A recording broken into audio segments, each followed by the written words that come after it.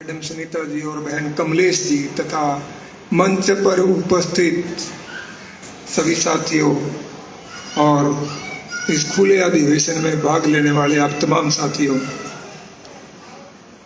आज आपने सुना है ऊधम सिंह एक महान क्रांतिकारी का बलिदान दिवस भी है और एक महान साहित्यकार मुंशी प्रेमचंद की जयंती है, जन्मदिन भी है। मैं इन दोनों महापुरुषों को अपना सलाम पेश करते हुए अपनी बात पेश करूंगा। कई साथियों ने बहुत बहुमूल्य विचार रखे हैं और ये भी इशारे किए हैं कि हमें वर्तमान परिस्थितियों में आगे क्या करना चाहिए, हमारा रास्ता क्या बनता है। अभी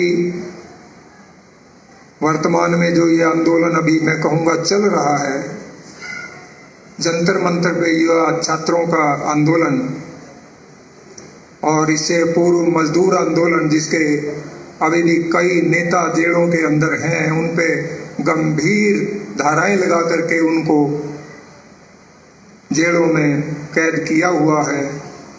ऐसे ऐसे साथी हैं, सोच भी नहीं सकते कि वो कोई भी अपराध घटित कर सकते हैं। ऐसे ऐसे साथियों को, सत्यम वर्मा जैसे साथियों को जो एक बुद्धिजीवी हैं, मतलब क्या है कि साफ निशाना है सरकार का कि जड़ कहाँ है, कौन इनको प्रेरित करता है, कौन इनको आंदोलित करता है। हमारे बीच में साथी श्यामवीर यहाँ बैठे हैं, ये भी घर से उठा लिए, जेल में ठूंस दिया, जमानत पर है। और अनेक साथी हैं जिनके बारे में यह प्रस्ताव आया है कि उनको रिहा किया जाए। वर्तमान जो आंदोलन है छात्रों और युवाओं का, जो जंतर मंतर पे है, निश्चित रूप से ये काफी मतलब उम्मीद से परे का आंदोलन निकला। ऐसे ही मजाक मजाक में एक कमेंट भारत के चीफ जस्टिस ने किया छात्रों, युवाओं, सोशल मीडिया के लोगों के ऊपर के कॉकरोच हैं, और इस पे कॉकरोच ये वायरल हो गया और पार्टी बन गई।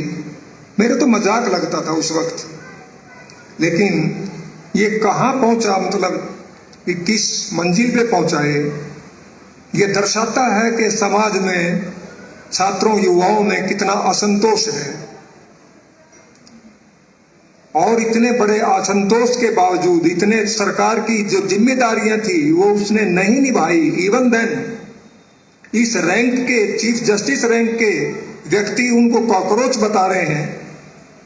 ये उनके गुस्से का इजहार, उनसे, उनके भविष्य के साथ इस प्रकार का खिलवाड़, उनके जीवन से इस प्रकार का मजाक इस देश के छात्रों युवाओं ने बता दिया। मुख्यतः मैं कहूंगा दो चेहरे इस आंदोलन को मतलब संगठित और आगे लेने वाले जो हैं, एक तो अभिजीत दीप के है जो अमेरिका में अपनी पढ़ाई करता था और वो महाराष्ट्र में उसका जन्म हुआ है और वो दलित परिवार से है और अंबेडकर का अनुयायी है। दूसरे हैं नेहा बोरा जो एक लेफ्ट संगठन है मेनली बिहार में। ये उनकी छात्र एक्टिविस्ट है और काफी सुलझी हुई है और उन्होंने 23 दिन की भूख हड़ताल भी की है।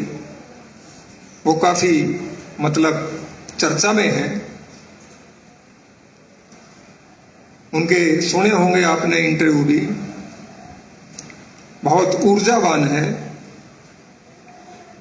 और ये आंदोलन जो मैं तो कम से कम ये उम्मीद नहीं रखता था कि ये यहां पहुंचेगा, लेकिन ये उम्मीद से परे का आंदोलन निकला है और इसने भारत की आम जनता के लिए भी, छात्रों, नौजवानों के लिए भी एक संघर्ष के रास्ते को दिखाने का काम किया है।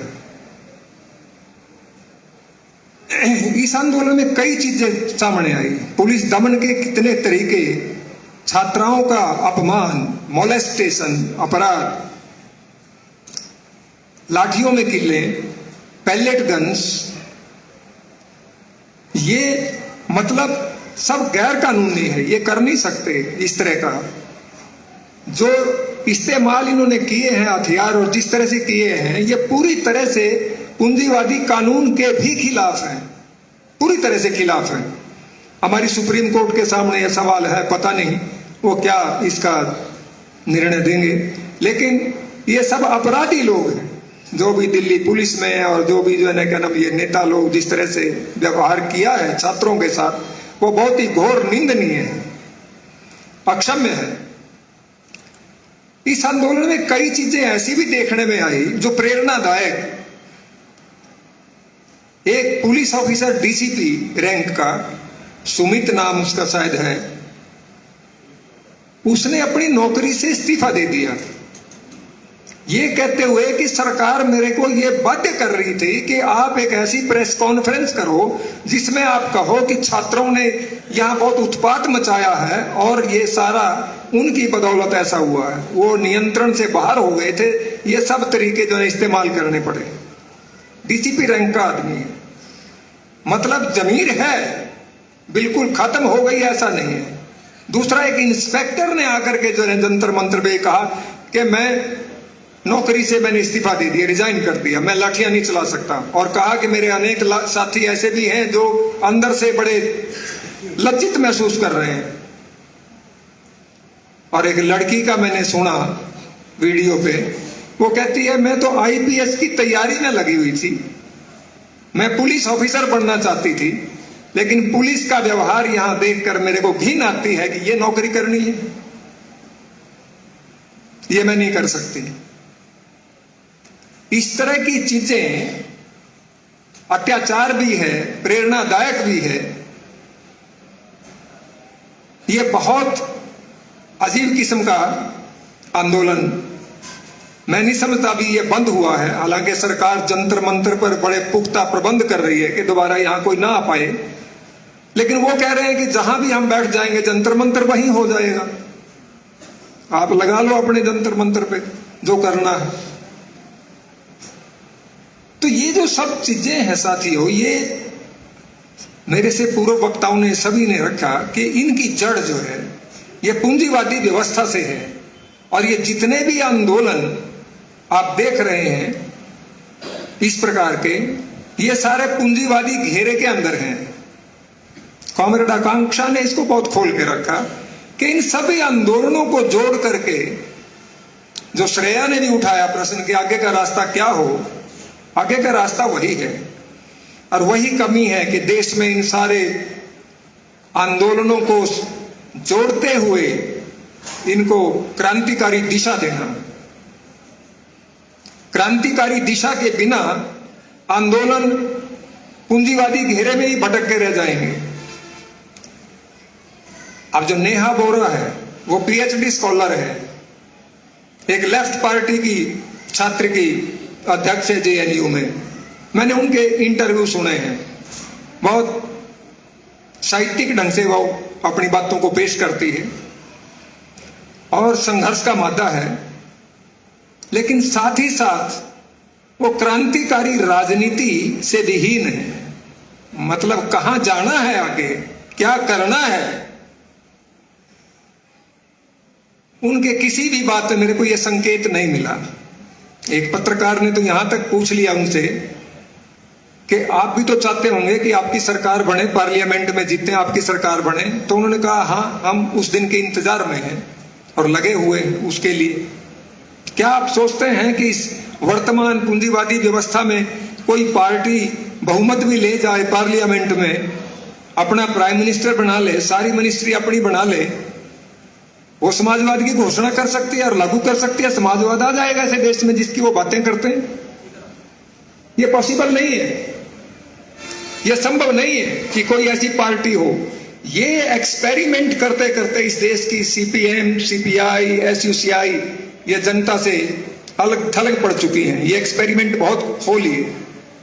35 साल 34 साल वामपंथियों का राज बंगाल में रहा, फिर कैसे वहां ममता बनर्जी और कैसे वहां बीजेपी आज हावी हो रही है? कहां है कमी? क्योंकि हमारी वामपंथी पार्टियां आज भी इस गलतफहमी में हैं जो ख्रुश्चेव ने दी थी कि पार्लियामेंट के माध्यम से भी समाजवाद आ सकता है।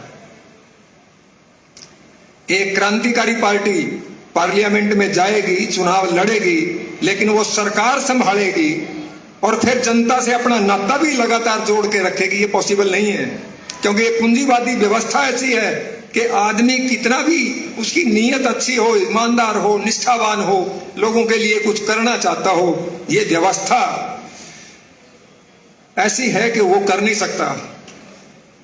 यहां का असली जो चीज है, जो आज सबसे बड़ी जो उपलब्धि इस आंदोलन की मैं देखता हूं कि इसने जनता को यह बता दिया, छात्रों नौजवानों को यह बता दिया कि ये राज्य सत्ता किसकी है, ये राज्य किसका है, ये पुलिस किसकी है, ये आरएएफ किसकी है, सीआरपीएफ किसकी है, फौज किसकी है। इसी को हम राज्य सत्ता कहते हैं, इसी को हम राज्य कहते हैं। ये ऐसी परमानेंट दमन की मशीनरी है जो सबको एक दायरे के अंदर रखने के लिए खड़ी है देश में। आप अगर राज्य को नहीं समझते हैं और सरकार को राज्य का भी आप स्वामी समझते हैं कि सरकार के कहने से सब कुछ चलता है, राज्य अपने आप में परमानेंट है और वो सरकार को भी नियंत्रित करता है अंततोगत्वा।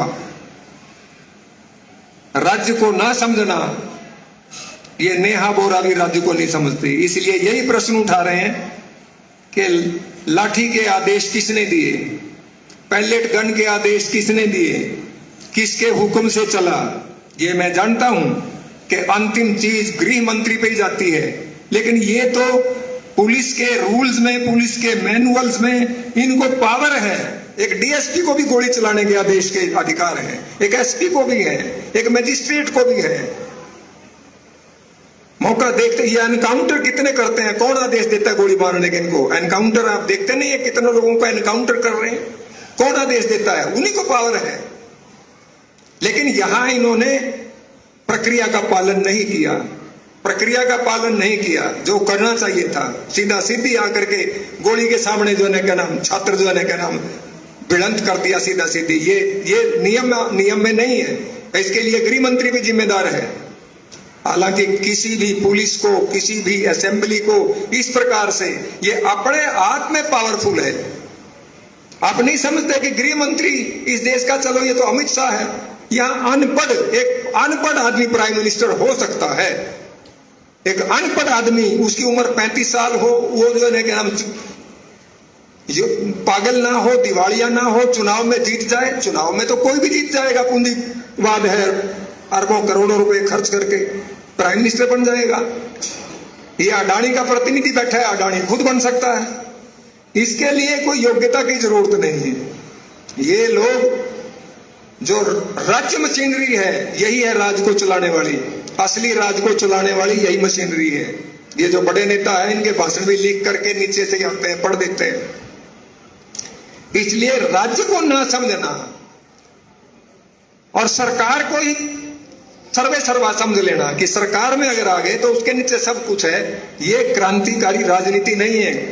ये सुधारवादी लोग हैं जो इस तरह की बात सोचते हैं कि हम जो है ना क्या नाम, तैयारी करो, चुनाव लड़ो, बहुमत हासिल करो, सरकार बनाओ, सरकार बना करके ऐसे कानून पास कर देंगे। ये वहम बहुत देशों में था। आप जानते हैं चिल्ली में, अभी साथी संतोष बात कर रहे थे, चिल्ली में 1973 में पार्टी थी वामपंथी, उसको यही वहम था कि हम जो है क्या नाम, राज बदल देंगे, नीतियां ऐसी बना देंगे। वो जब सत्ता में आए, राष्ट्रपति बने, उसी को उठा के फौज ने जो है क्या नाम शूट कर दिया, कैद में डाल दिया मिनिस्टरों को कि बकवास मत करो, लॉ एंड ऑर्डर से चलो। लॉ एंड ऑर्डर एक ऐसी चीज है कि ये लॉ एंड ऑर्डर, आपको कोई भी पद पे चले जाओ, लॉ एंड ऑर्डर, इसकी सीमाएं हैं पूंजीवाद की। ये जो चीज है, ये अगर नहीं समझेंगे लोग और आंदोलनकारी और इस गलतफहमी में रहेंगे तो हर आंदोलन की एक सीमा है, आकर के अंतिम सीमा में वो दीवार से टकरा जाएगा। यही है क्रांतिकारी राजनीति।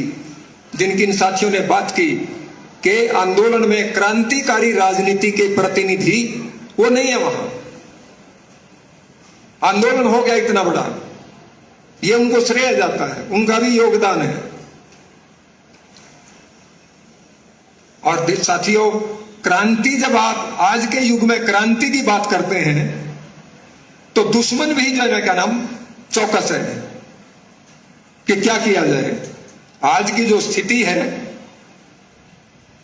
वैसे तो हर स्थिति हम कहते हैं गतिशीलता में है, जो है वो नहीं रहने के लिए अभिशप्त है, वो बदलेगी, दिस वे और दैट वे, ये बने या ये बने। आज भी ऐसी स्थिति है। आज का शासक वर्ग, यानी कि जो आज का शासक वर्ग है, जो शासक वर्ग में भी एक बड़ा गुट सामने आ गया निकल के, अडानी अंबानी का, जिनके हाथों में पूरी सरकार है। सारे देश को उन्होंने जो है खरीद लिया है, सारे हवाई अड्डों को, सारे जो आपके मीडिया के संस्थान हैं, जो आपके जितने भी जमीनें हैं और हैं, खरीदते जा रहे हैं। मोदी जी लुटाते जा रहे हैं। ये ऐसी स्थिति है कि हमारा देश आज, जिसको कहते हैं स्टेट मोनोपोली कैपिटलिज्म, एकाधिकारी राजकीय एकाधिकारी पूंजीवाद, यानी कि जब सरकार और पूंजीपतियों का एक गिरोह मिल जाए, उनके आपस में जुड़ जाएं, ये राजकीय एकाधिकारी पूंजीवाद है, स्टेट मोनोपोली कैपिटलिज्म है, जिसको ये क्रोनी कैपिटलिज्म कहते हैं कि अपने दोस्तों को लुटा रहे हैं। ये ऐसा ही होता है, इसमें सब जगह ऐसा ही है। आपके ट्रंप जो है खुद एक बड़े इंडस्ट्रियलिस्ट बिजनेसमैन है, जो खुद जो है क्या नाम वहां प्रेसिडेंट बने हुए हैं। या तो खुद बनते हैं या तो उनका प्रतिनिधि बैठा है। सभी देशों में ये हाल है। आज का जो पूंजीवाद है, ये साम्राज्यवादी युग का पूंजीवाद है। साम्राज्यवादी युग ये मार्क्स के टाइम में नहीं था, लेनिन के टाइम में ये आया, मार्क्स एंगल्स के युग में नहीं था। और लेनिन ने क्या बताया कि पुराना जो पूंजीवाद था, प्रतियोगितावादी जो कॉम्पिटिटिव पूंजीवाद था, वो साम्राज्यवादी पूंजीवाद में एकाधिकारी में बदल गया, अपने विपरीत में बदल गया, अपने विपरीत में बदल गया। यानी कि जो समाज का आर्थिक आधार है वो अपने विपरीत में बदल गया। जो कॉम्पिटिटिव था, हालांकि पूरी तरह से वो ये नहीं है कि वो मिट जाएगा, पर उसका एक बड़ा जो पावरफुल जो चीज है, उसके साथ में मोनोपोली कैपिटलिज्म का, साम्राज्यवादी पूंजी का कुछ मगरमच्छ आ गए, अडानी अंबानी जैसे हमारे देश में है। ये ऐसा पूंजीवाद है, यानी कि समाज का जो आर्थिक आधार है वो अपने विपरीत में बदल गया, कॉम्पिटिटिव से मोनोपोली में बदल गया। और ऐसा होने से जो इसका राजनीतिक व्यवस्था है वो भी अपने विपरीत में बदलने की चेष्टा कर रही है। ये समझना चाहिए। जो एक साथी ने कहा कि चीजें अंतर संबंधित होती हैं। अंतर संबंधित होने का ये मतलब है, ये नहीं है कि बाहर से संबंध बनाती हो। एक चीज में से दूसरी निकलती है, एक चीज से दूसरी जन्म लेती है। कौन किससे जन्म लेती है, यही अनुसंधान का विषय है। कौन किससे जन्म लेती है? हर चीज किसी दूसरी से जन्म लेती है। ऐसी कोई चीज नहीं है पर्टिकुलर इस प्रकृति में जो सदा से वही की वही। सूर्य भी किसी से जन्म लिया है, पृथ्वी भी किसी से जन्म ली है, पूरा सौर मंडल किसी चीज से जन्म लिया है। और यही अंतर संबंध है कि हर चीज दूसरी से जन्म लेती है। यहां हमारे समाज में क्या है कि अर्थव्यवस्था से राजनीतिक व्यवस्था जन्म लेती है। यही असली बात। अर्थव्यवस्था से राजनीतिक व्यवस्था जन्म लेती है। और अर्थव्यवस्था में अगर विपरीत चला गया, कॉम्पिटिटिव पूंजीवाद अपने साम्राज्यवादी अपने मोनोपोली में चला गया, तो राजनीति में मोनोपोली ग्रहण करने की चेष्टा करेंगे। वो जो मोनोपोली लोग आ गए, जो एकाधिकारी आ गए अर्थव्यवस्था में, वो राजनीतिक व्यवस्था में चाहेंगे कि उनका एकाधिकार हो। ये उनकी चेष्टा होगी। यही असली बात। और जो उनकी चेष्टा से राज्य आएगा, एक नए किस्म का राज्य चाहते हैं वो फांसीवादी राज्य है जो वो चाहते हैं। अडानी अंबानी जो कॉरपोरेट हाउसेस जिस प्रकार का राज्य चाहते हैं, वो राज्य अपने आप में फांसीवादी राज्य चाहते हैं। वो राज्य नहीं चाहते जो प्रतियोगितावादी पूंजीवादी व्यवस्था का राज्य था, वो नहीं चाहते। वो राज्य अलग प्रकार का है। ये राज्य इनको दूसरा चाहिए, क्योंकि ये उसके विपरीत में बदल गए। राज्य भी विपरीत में चाहिए, बदलेगा, बदलने की चेष्टा होगी। यही हमें समझना है आज की घड़ी में। जो साथी सम कहते हैं कि फांसीवाद क्या है, फांसीवाद क्या है? फासीवाद साम्राज्यवादी युग में जो एकाधिकारी पूंजीपति आ गया, उस एकाधिकारी पूंजीपति की चेष्टा से आता है कि वो अधिरचना में भी, राज्य के स्वरूप में भी एक अधिकार चाहता है। ये एकाधिकार कैसे आएगा, यही उसकी बात है। भिन्न भिन्न देशों में भिन्न भिन्न प्रकार से आता है, आया है। एकाधिकारी पूंजीपति फासीवादी राज्य चाहता है, यानी कि पूंजीवादी राज्य और फासीवादी राज्य क्या फर्क है? आपने देखा है, सुना है कि पूंजीवाद को कहते हैं ये डेमोक्रेसी है, इसके 4 खंबे हैं, इसमें कार्यपालिका है, इसमें विधान पालिका है, इसमें न्यायपालिका है, इसका चौथा खंबा मीडिया है। सुनते ना, चौथा खंबा मीडिया है। अब ये सारे खंबे ध्वस्त होते जा रहे हैं। इनका जो सेपरेशन था, एक दूसरे के ऊपर जो चेक एंड बैलेंस का सिस्टम पूंजीवाद में था, प्रतियोगिता में, अब ये अडानी अंबानी का जो राज्य है, इनको ध्वस्त करते हुए इनके सबके ऊपर एक 5वां खंबा आएगा। 5वां खंबा है फासीवादी राज्य में, सब जगह 5वां खंबा था। 4 खंबे ये है और एक 5वां खंबा है जो फासीवादी खंबा है, जो इन सबको कैप्चर कर जाता है और अपनी डोमिनेशन हासिल कर लेता है उसके ऊपर। हिटलर ने क्या किया? हिटलर क्या इन 4 खंभों के आधार पर सत्ता में चलता रहा? उसका शासन क्या इन 4 खंभों पर टिका हुआ था? उसमें 5वां खंबा था जो डोमिनेंट हो गया, नस्लवाद के आधार पर नाजीवाद, जिसको कहा गया फासीवाद। ये 5वां खंबा भारत में सांप्रदायिकता का, हिंदुत्व के आधार पर ये सारी संस्थाओं को निगलता जा रहा है देश में। आप देख रहे हैं, हमारे सामने हो रहा है। ये जो 5वां खंबा उभर रहा है, ये बाकी 4 खंभों को अपने अंदर समेटता जा रहा है। उस तरह से जैसे ऑक्टोपस सबको अपने टेंटेकल्स में ले लो। आज सुप्रीम कोर्ट तक भी, आप चुनाव आयोग, प्रत्येक प्रदेश में जितने यूनिवर्सिटियां हैं, कविता ने बताया कि सबके वाइस चांसलर वो खंबा 5वां वो डिप्यूट कर रहा है। बहुत खतरनाक चीज है। सारे खंभों को निगलता जा रहा है, वो अपने वर्चस्व में लेता जा रहा है। ये जो प्रक्रिया आप देख रहे हैं चल रही है, ये फासीवादी प्रक्रिया है। फासीवाद एक आंदोलन है।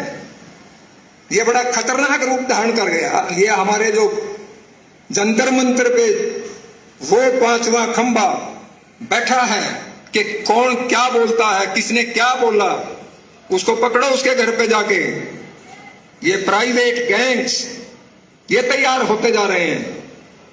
कितने हद की बात है कि एक लड़की जो दलित, वो कहती है कि हम गुरुद्वारे वालों ने हमारे लिए दरवाजे खोल दिए, मस्जिद ने दरवाजे खोल दिए, मंदिर ने दरवाजे बंद कर लिए।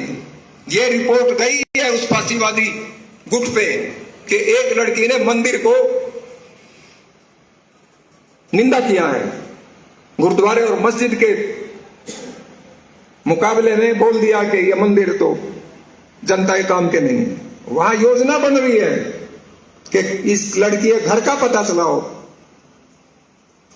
आप देख रहे हैं कितने वीडियो हैं, पूछ रहे हैं कि क्यों भाग लिया था, मार रहे हैं, कारों में बैठे बैठे मार रहे हैं। ये है वो 5वां खंबा जो इन 4 खंभों को निगलने की कोशिश में है, प्रयत्न में है। एक सवाल ये है कि क्या फासीवाद कामयाब हो चुका है देश में? मैं कहता हूं नहीं। ये टसल चल रहा है, दोनों प्रकार की शक्तियों के बीच टसल चल रहा है, कसमकस चल रही है। अगर फासीवाद पूरी तरह से विक्टोरियस हो जाता, जंतर मंतर पे ये आंदोलन देखने को ना मिलता, यहां तक कि हमारी ये सम्मेलन भी देखने को ना मिलता। फासीवाद उस स्थिति का नाम है जिसको विक्टोरियस मान लेना ये गलत है। ये गलत मूल्यांकन हो जाएगा, हमारी लड़ाई और हमारा संघर्ष भी गलत हो जाएगा। आज ये दोनों जो चीज हैं ये संघर्ष में है। ये देश या तो पूरी तरह से फासीवाद की विक्ट्री होगी, नहीं तो सर्वहारा के नेतृत्व में से समाजवाद आएगा। बीच का कोई रास्ता नहीं है। आप क्या सोचते हैं कि ये जो आंदोलन है और ये जो पत्रकार हैं, ये लोकतंत्र के लिए बोलते हैं, डेमोक्रेसी को सेव करने के लिए बोलते हैं, संविधान को सेव करने का नारा लगाते हैं, ये संविधान किससे सुरक्षा का नारा लगाते हैं? ये फांसीवादी खंबे से, कि ये फांसीवादी खंबा संविधान को निगलना चाहता है। ये फांसीवादी तानाशाही नंगी तानाशाही है, नंगी तानाशाही, खुली तानाशाही। नंगी का मतलब इसके ऊपर कानून का कोई कपड़ा नहीं है, ये नग्न है, नंगी तानाशाही है। कानूनी रूप से नहीं आती है, कानून को निगलते हुए आती है, कानून को हजम करते हुए आती है, जनवाद को हजम करते हुए आती है। ये नंगी तानाशाही है, फांसीवादी तानाशाही नंगी तानाशाही है। और इस नंगी तानाशाही को आप देश में देख रहे हैं, आज बढ़ते हुए वो प्रक्रिया चल रही है।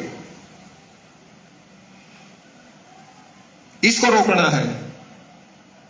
इसको रोकने का मुख्य जो देश में होना चाहिए, जो आकांक्षा ने बात रखी स्पष्ट कि वो मार्क्सवादी लेनिनवादी क्रांतिकारी पार्टी चाहिए, वो नहीं है। जो इसको रोकेगी फांसीवाद को, वो नहीं है, उसका अभाव है। लेकिन अगर नहीं है, जो भी समझते हैं उसको बनाया भी जाए और इसको प्रक्रिया को रोका भी जाए। ये मजदूरों को, छात्रों, नौजवानों को ये पूरी तरह समझ आना चाहिए कि क्या होता है फांसीवाद। फांसीवाद के 5 खंभे होते हैं और 5वां खंभा चारों को निकल जाता है। बहुत सिंपल ढंग से आपको बता रहा हूं। ये नंगी तानाशाही है, इसका कोई कानून नहीं है। ये कानून उन गुंडे बनाते हैं अपने आप, घर में बैठे हुए लगाते हैं टिक्का, एक गमछा चल जाते हैं, किसी को पकड़ लेते हैं, दिखा आधार कार्ड। गंगा में क्यों गया था बीच में, कपड़े क्यों धो रहे हैं गंगा में? मतलब क्या है कि एक तबके को देश का दुश्मन घोषित करके, अंदरूनी दुश्मन फांसीवाद कहता है। जो आरएसएस का चीफ है वो तो कहता है अंदरूनी दुश्मन को पहचानना होगा। यही अंदरूनी दुश्मन को हिटलर कहता था, और ये हिटलर के बहुत प्रशंसक हैं, इनकी किताबें देख लो पढ़ के।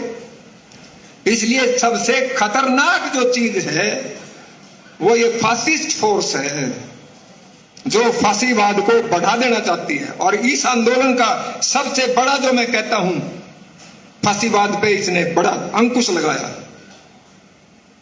वहां कोई जाति नहीं पूछी किसी ने किसी की, वहां कोई धर्म नहीं पूछा किसी ने, वहां सब लग रहे हैं।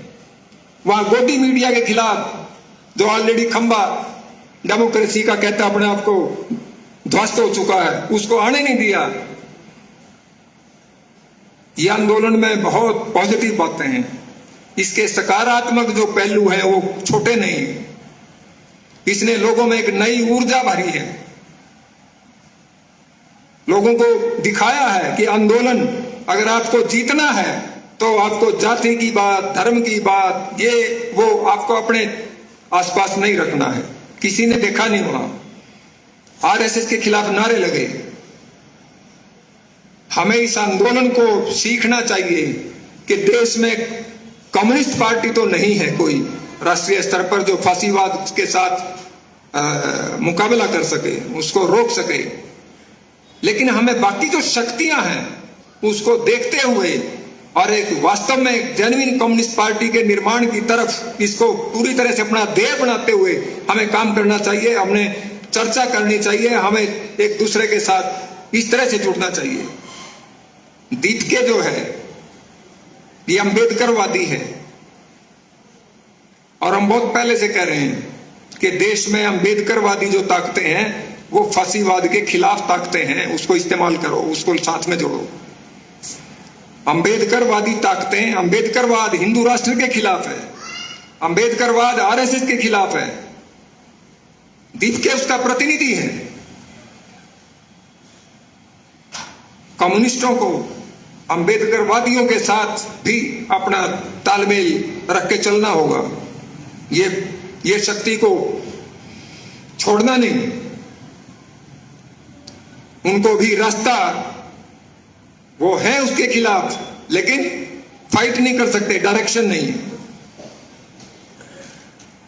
क्योंकि अंबेडकर मार्क्सवादी नहीं था, मार्क्स के खिलाफ ही था।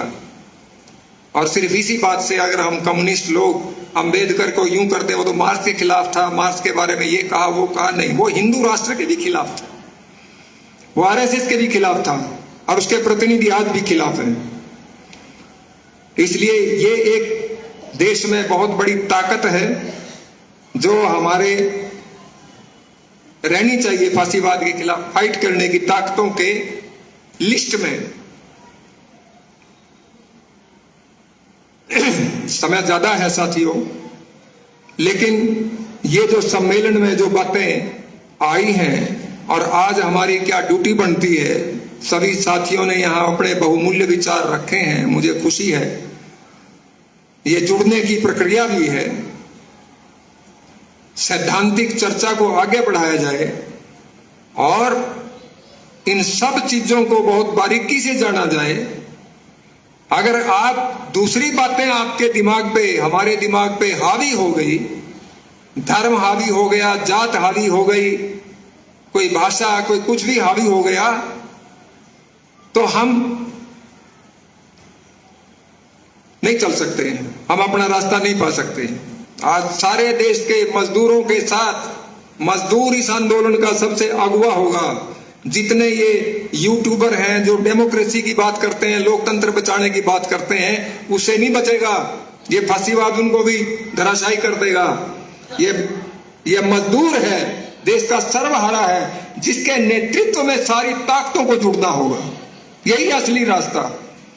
सर्वहारा के नेतृत्व में सर्वहारा अपनी पूरी सब कुछ जान की बाजी लगा करके, सर्वस्व, इसके पास खोने के लिए कुछ नहीं है, मार्क्स ने कहा, पाने के लिए बहुत कुछ है। यही एक क्रांतिकारी ताकत है पूरे देश में। किसानों को भी सर्वहारा मजदूरों के नेतृत्व को मानकर चलना होगा। किसान अपने आप में फांसीवाद से लड़ लेंगे, सरकार से लड़ लेंगे, ये पॉसिबल नहीं है। सरकार या तो पूंजीपतियों के फेवर में जाएंगे या तो मजदूरों के फेवर में जाएंगे, तीसरा कोई रास्ता नहीं है। ऐसा ही छात्रों के लिए भी है, ऐसा ही महिलाओं के लिए भी है। या तो आपको पूंजीपतियों के समर्थन में जाना होगा, नहीं तो आपको सर्वहारा। यही दो खेमे हैं, यही दो कैंप हैं। और ये फांसीवाद और अकेला समाजवाद से अलग करके जनवाद की लड़ाई लड़ करके आप फांसीवाद को परास्त कर देंगे, ये पॉसिबल नहीं है, ये संभव नहीं है। ये मिट जाएंगे, इनको फांसीवाद निगल जाएगा। या तो समाजवाद देश में आएगा, नहीं तो फांसीवाद विजयी होगा। फैसला हमें करना है, आपको करना है कि हमें क्या करना चाहिए। फांसीवाद की ताकत मैंने आपको पहचान बताई, बढ़ती जा रही है, बढ़ती जा रही है। ये जो गुंडा गिरोह, फासिस्ट गिरोह है, ये जो सब कुछ को अपने कंट्रोल में लेना चाहते हैं। एक सेशन जज ने 14 उन हिंदू लोगों को जेल कर दिया जिन्होंने एक गौ के मामले में कत्ल कर दिया मुसलमान को। और उस मुसलमान जज के खिलाफ भी ये फांसीवादी ताकतें सड़क पे आ गई। कैसे हिम्मत हो गई? एक जज को भी, सेशन जज को भी, उसको सुरक्षा देनी पड़ी सरकार को। आप सोच के देखिए, अगर कहीं कोई ये कहते हैं कि ये कांवड़ यात्रा है, इसमें कोई पुलिस ऑफिसर मुस्लिम नहीं होना चाहिए, हुआ तो हटा देंगे। कौन चला रहा है कानून देश में? किसका है कानून? जो वो कहे वही मान रही है सरकार। और वो स्थिति फांसीवाद के सफल होने की स्थिति है कि वो सब पे हावी हो जाएंगे। इसको कहते हैं कि फांसीवादी राज्य पूंजीवादी राज्य पे कब्जा कर लेता है। पूंजीवादी जो राज्य है उसको मिटा देता है। एक नए प्रकार का राज्य आता है जो फांसीवादी राज्य है। ये नए प्रकार का राज्य का नाम है, उसको पहचानो।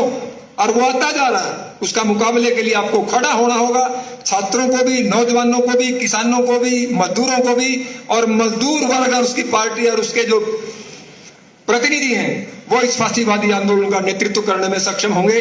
और किसी गलतफहमी में रहे तो हम पिट जाएंगे, लुट जाएंगे और फिर बहुत लेट हो जाएगी। इसलिए साथियों, इसी बात के साथ मैं, टाइम ज्यादा हो गया, मैं अपनी बात समाप्त करता हूं। आप सब साथियों ने बड़े लंबे अरसे से बैठे हैं, 2-2.5 घंटे हो गए बैठे हैं और धैर्य से सुना है सभी वक्ताओं को। और सभी वक्ताओं का भी मैं बड़ा आभारी हूं यहाँ आए। मैं अपनी बात समाप्त करता हूं। इनकलाब जिंदाबाद।